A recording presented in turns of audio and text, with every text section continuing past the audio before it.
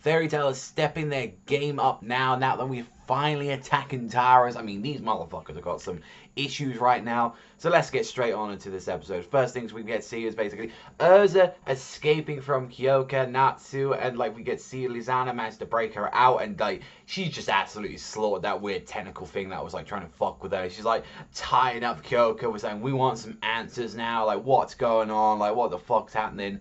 And whilst that's happening, turns out the guild, which I always did feel a little bit BS for the most part, is like how this happened. Because let's be honest, guys, we knew Fairy Tail was going to survive. We knew that they were going to get out of there alive. And we get to see that pretty much it was Kana that they had enough time. She transformed everyone into cards. Like, she transformed and she was like able to like, get everyone out of there, including the wounded.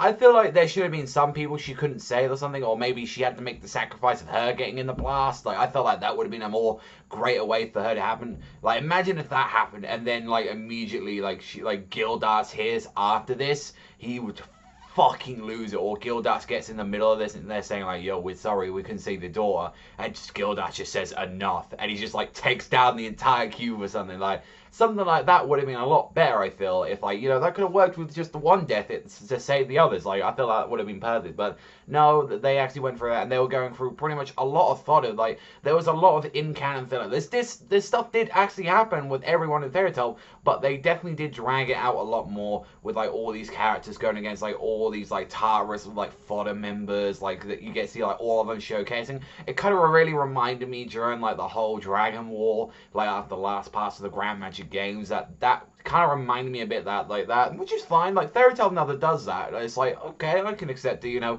it does it every now and then, but it's like, it was definitely noticeable. It's like, you know, hey, do it with, like, characters we love or something like that, you know, like Natsu or, like, Lucy or something like that, you know, that shit would have been, like, a lot cooler, but we go through that and, like, ends up, like, Kyouka breaks out the, like, the cuffs because it was like, hey, these are fucking magic cuffs, not, like, curse cuffs. And it's just like, she fucking starts attacking and, like, just Erza just fucking just pierces her through the fucking cube. And it's like, well, now Fairy Tail's got an entrance to get into the cube. Like, that shit went down. And not even to mention as well, Mira Jane, that badass bitch that she is, like, breaking out that creepy little fucking rabbit's little transformation saying, oh, you want to put demon particles in me? I've already got them. I've already got demon souls and shit like that inside of me. I got Satan soul. Like, you ain't gonna do this to me. And it's just like comes out like pretty much just practically naked with this weird tentacle thing covering up all the good bits. Like, and then I was like, okay, so we're definitely gonna see Mira Jane coming out like a badass. Like, seems like everyone's fine. I mean, Elfman's still pretty much fucked up inside. Like, just say like, oh god, I can't believe I did that. You know, I did that for Fairy Tail. Like, you know, how could I? I'm a fucking, you know, terrible person. But that ending though, when you see that ending of this episode, when you see Zeref himself appear in front of Natsu, as like Natsu was like cutting people up left and right, he was just like, yeah, let's go. And then we see Natsu like confronting like the whole thing with like Zeref, and you're like, welcome to my bookshelf, Natsu.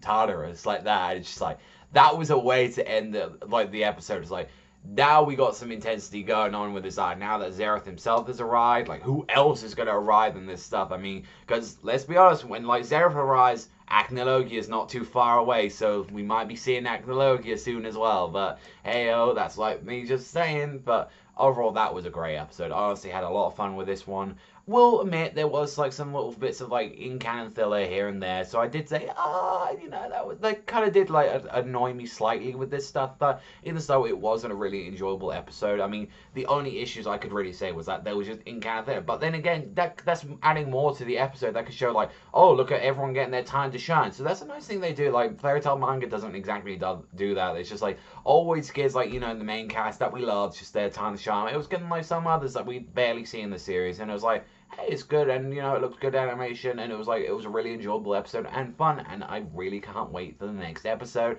of the Taras arc. And I think a lot of people can agree that this is, you know, this is one of the greatest arcs. Like, just the amount of the intensity that's gone into this arc, the fights, the stuff, the revelations, just a bunch of stuff, and it's like, it's only going to keep getting better from here, although it's going to have a few issues here left and right, but I mean, there we go. But that's all for me. Obviously, thank you very much for watching as always, and I will see you guys next time.